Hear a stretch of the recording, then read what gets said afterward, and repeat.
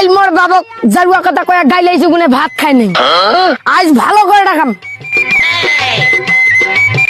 আম্মা তো কহিল ধান কাটছে এই শালার বেটা তো ধান বাড়িতেও নাই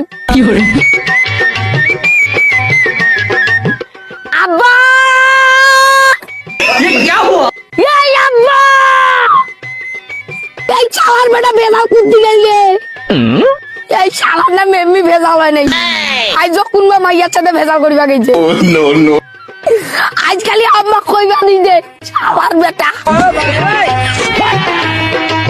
কাকি কয়েছি রে এই জারুয়া আজ শোনা পাইছে রে বাড়ি যা ভাঙি ফাটাবে